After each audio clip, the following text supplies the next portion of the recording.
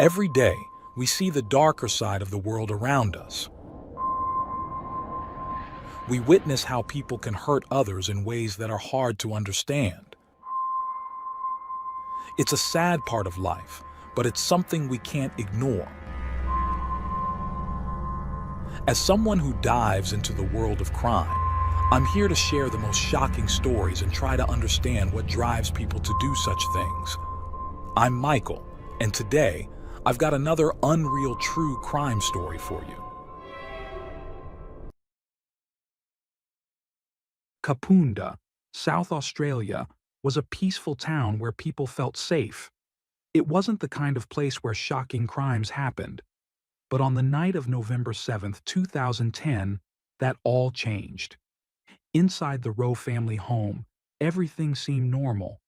The lights were off, the house was quiet, and the family was fast asleep.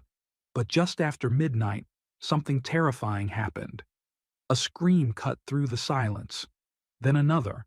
A struggle broke out, followed by chaos. Someone had entered the house, and within minutes, the Rowe family's home turned into a scene of horror. The next morning, everything looked the same from the outside. The house stood still.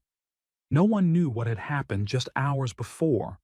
Days would pass before neighbors started to worry, before anyone realized something was very, very wrong. What happened that night? Who was responsible? And why? The truth would send shockwaves through the entire town.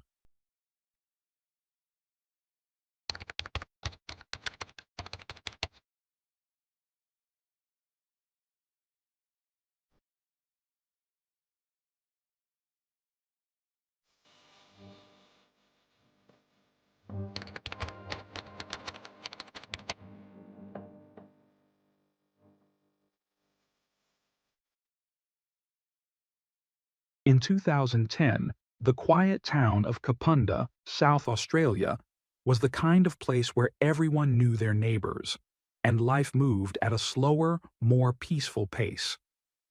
Among its residents was the Rowe family, who had built a simple yet happy life in the community.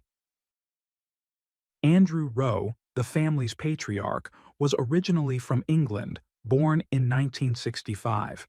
At just 3 years old, his parents made the life-changing decision to move to Australia, where they settled in Adelaide. Growing up in the suburbs, Andrew was known for his warm personality and love for fishing trips with his father.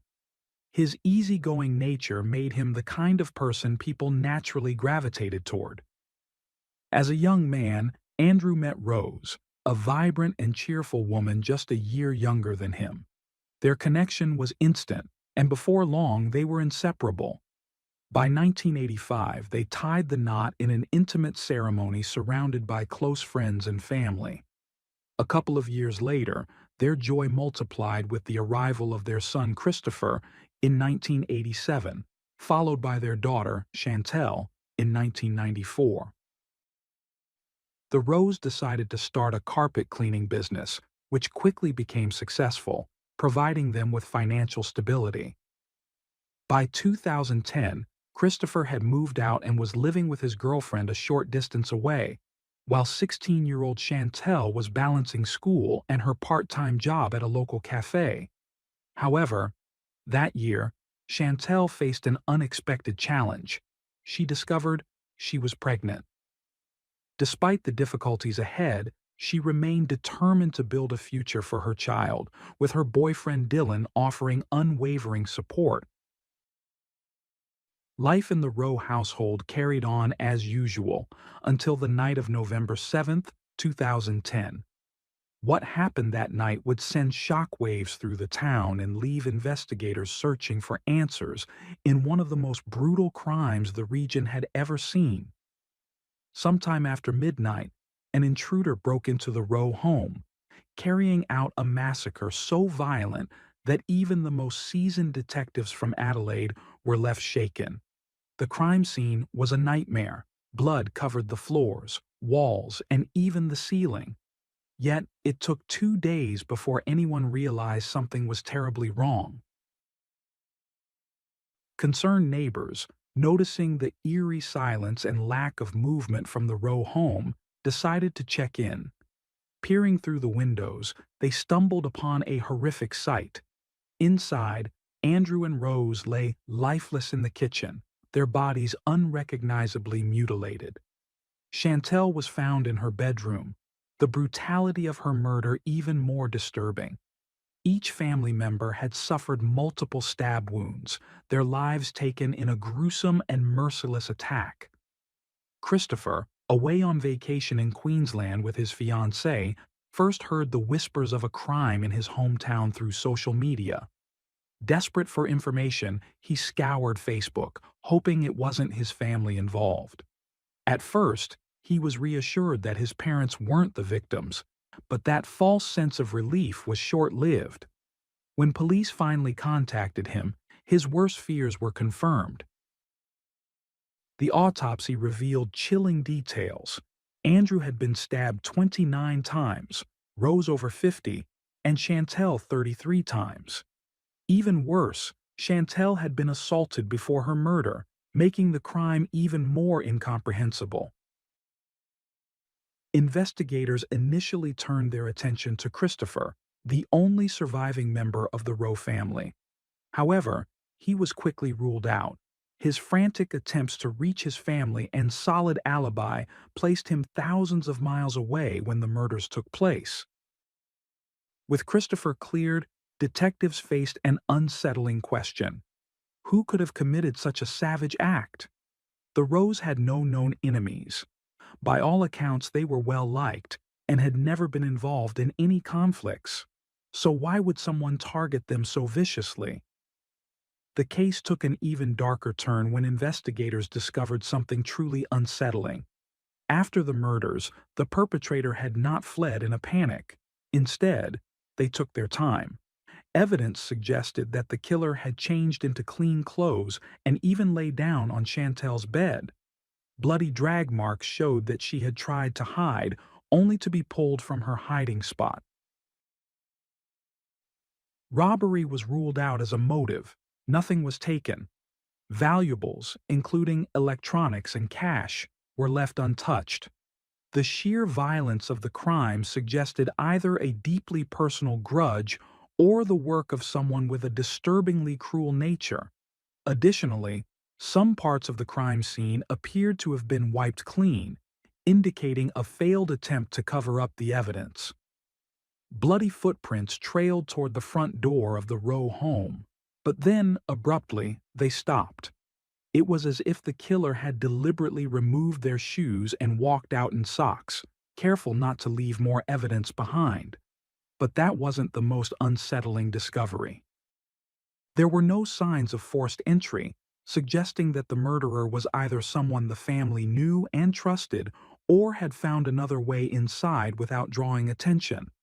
As investigators examined the horrific crime scene, they discovered that while Andrew and Chantel suffered brutal fates, Rose had endured the most. She had been stabbed over 50 times, far more than the others. The reason? She had survived the initial attack. In a desperate bid for help, she managed to make a phone call before the killer realized she was still alive. But before she could escape, the murderer returned, stabbing her repeatedly until she was silenced forever. With this gruesome reality setting in, detectives turned their attention to potential suspects. Andrew and Rose had no enemies, no financial troubles, and no known disputes that could have led to such a brutal crime. That left only one possible motive: Chantel. At just 16, Chantel had been balancing school and a part-time job while preparing for the unexpected arrival of her baby. Her boyfriend, Dylan, had been by her side through it all. They had been together for a year, attending the same school, making plans for the future. Dylan, also 16, seemed an unlikely suspect, but police needed to be thorough. They questioned him, checked his alibi, and looked for any reason why someone might have wanted to hurt Chantel or her family. Dylan was cooperative from the start. Devastated, he spoke openly about his love for Chantel, their dreams of raising their child together, and how the news of her murder had shattered him. His alibi was solid. He had been attending his grandfather's anniversary in another city, with dozens of witnesses confirming his whereabouts. With Dylan ruled out, the case hit another frustrating dead end. Still, the police had one powerful advantage: the killer's DNA. Forensic teams had collected samples, including seminal fluid, which could lead straight to the murderer. But when they ran it through the national database, there was no match. Whoever had done this had no prior criminal record. Then another detail emerged. The murder weapons had come from the Rowe's own kitchen. That suggested the attack might not have been premeditated, but instead a sudden frenzied outburst. To make matters worse, the killer had taken the knives with him, erasing a crucial piece of evidence. The estimated time of death was placed between midnight and 2 a.m. A neighbor later admitted to hearing Rose scream for help around 1 a.m., followed by a loud thud. But thinking it was just a heated argument, they never called the police. With few clues and no clear suspects, investigators turned to the public, hoping for a breakthrough. Tips flooded in, but most were misleading: wild theories, hoaxes, and outright dead ends. Just when it seemed like the case was going nowhere, Dylan recalled something that made detectives stop in their tracks. The night before her murder, Chantel wasn't feeling well. She had a fever and called her boss to let them know she wouldn't be coming to work the next day. At exactly 5 a.m., Dylan sent her a text checking in on her. His message was read, but there was no reply. What he didn't realize at the time was that Chantel had already been dead for hours. Someone else had read his message. Someone who was still inside the house. Then came the most chilling discovery yet. The killer had actually tried to respond to Dylan's message, but because Chantel's phone was out of credit, the message never went through. It had been a failed attempt to create the illusion that she was still alive.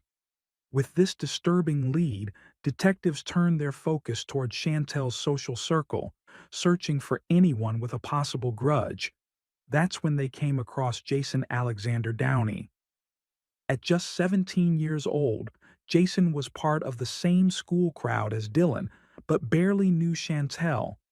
At first, he seemed harmless: average height, thin, quiet. Detectives initially planned to ask him a few routine questions and move on. But as soon as the interview began, Jason's behavior raised red flags. Instead of answering simple questions, he grew tense and evasive. He rambled about how he hadn't been invited to Chantel's last party and how everyone else seemed to have a partner except him. Things that had nothing to do with the case. Then, unprompted, he suddenly blurted out that he had an alibi for the night of the murders, despite no one asking. The inconsistencies in his story were alarming. Investigators took his fingerprints and DNA for comparison. Jason complied without hesitation, his demeanor oddly calm, which briefly made them second-guess their suspicions. But then, they noticed something: a series of fresh cuts on his palms. When asked how he got them, Jason claimed they were from a machine shop accident. But the wounds were too clean, too precise, more consistent with someone gripping a knife. Forensic experts soon had their answer. The fingerprints on Chantel's bedroom door were an exact match to Jason's. Within 2 days, DNA results confirmed what everyone feared. Jason Downey was the killer.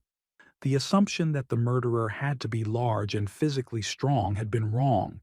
Jason, thin and unassuming, had managed to overpower 3 people in a fit of unthinkable rage. Even more disturbingly, he had fooled nearly everyone. He even attended the Rose Memorial, placing flowers and pretending to grieve alongside their loved ones. Born in Scotland, Jason had moved to Kapunda with his mother and older brother. On the surface, his life seemed ordinary, but underneath, something much darker was lurking. As it turned out, Chantel had never been particularly close to Jason. She had been polite, but indifferent. She didn't dislike him, but she didn't particularly like him either. To her, he was just another person in the group. But for Jason, that indifference festered into something much more sinister. He had made advances toward Chantel in the past, only to be rejected. When he found out she was pregnant with Dylan's child, it set off something dangerous inside him, and that's when he made his decision. The fact that Dylan was the father of Chantel's baby, and not him, sent Jason into a jealous rage. But it wasn't just about Dylan. Jason's obsession had spiraled out of control, and on the night of November 7th, his emotions reached a breaking point. What happened next would leave an irreversible mark on Kapunda. When police first questioned Jason after his arrest, his unsettling calmness shocked the detectives. He denied any involvement, speaking with eerie confidence as if he could talk his way out of the mounting evidence against him. His fingerprints at the Rowe home? He claimed they were from a visit weeks earlier. But that wasn't the only lie. Forensic analysis revealed that Jason's DNA was found on Chantel's body. When confronted, he spun an outlandish story, insisting that he and Chantel had been intimate during his last visit. But the science didn't lie. DNA cannot remain viable on a body for weeks. It had to be fresh. His alibi crumbled. As the interrogation continued, Jason finally cracked, revealing a disturbing sequence of events that painted the true picture of that fateful night. Earlier in the evening, he had gotten into a heated argument with his mother and stepfather. Frustrated and angry, he chose to sleep in his car. But then, he learned from Dylan that Chantel was home, sick, vulnerable. And in that moment, his fixation on her took a darker turn. What started as a plan to simply drive by her house escalated into something far more sinister. He parked his car at the end of the street, hidden from view, and made his way toward the Rowe home. The house was dark, silent, but one window, the bathroom window, was slightly open. Thin and agile, Jason squeezed through the small opening with ease. Once inside, he sat in the bathroom for nearly half an hour, listening, making sure the house was completely still. He later claimed his only intention was to confess his feelings to Chantel.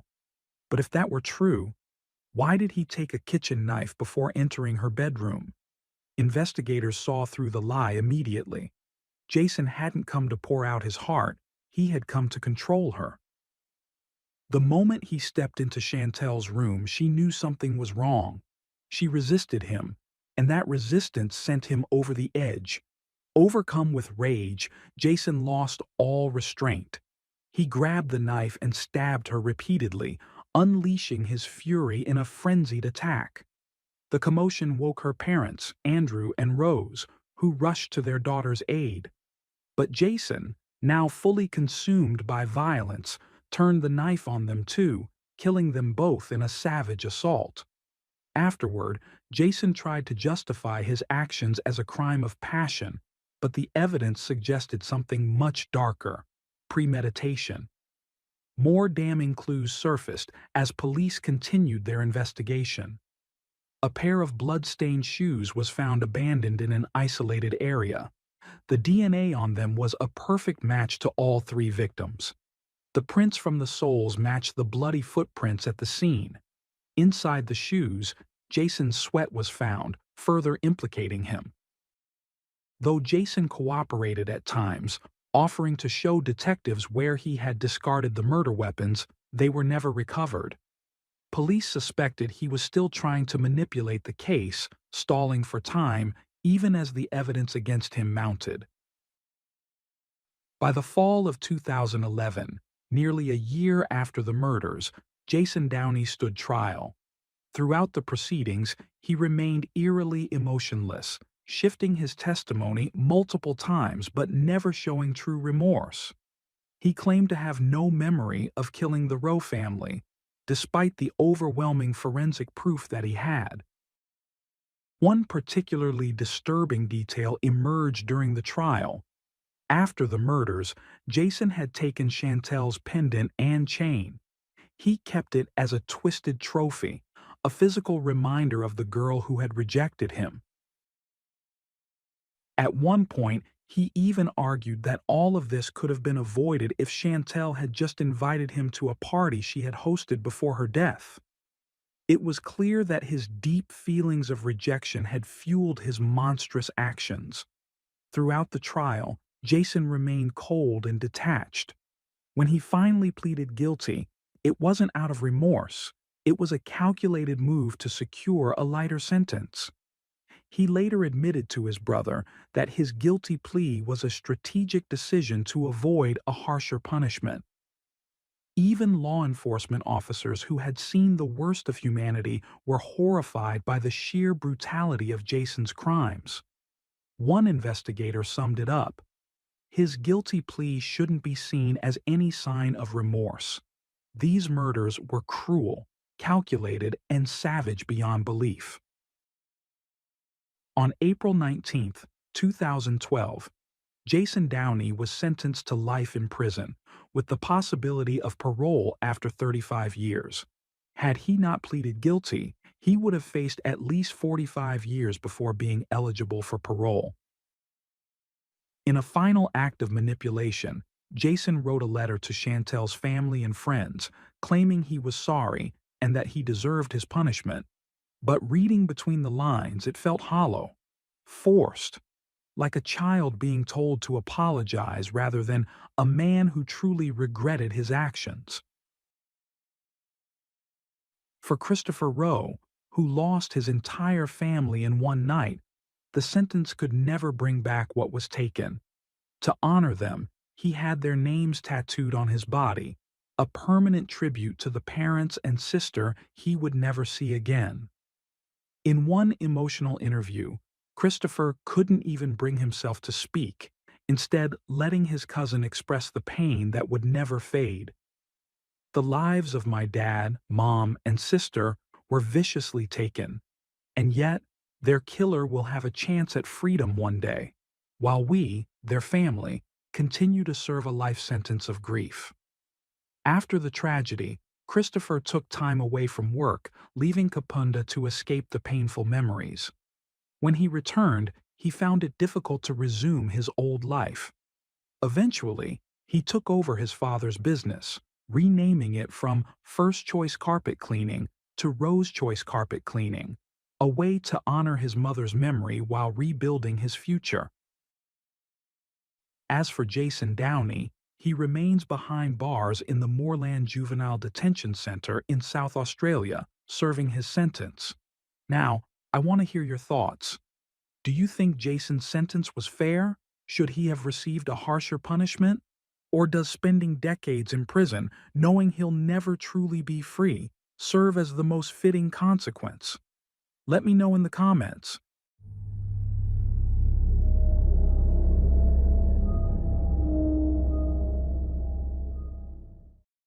Thanks for tuning in to Unreal True Crime.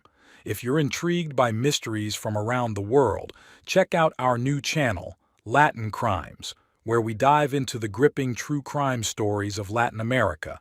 Don't miss out. Subscribe now for more thrilling investigations.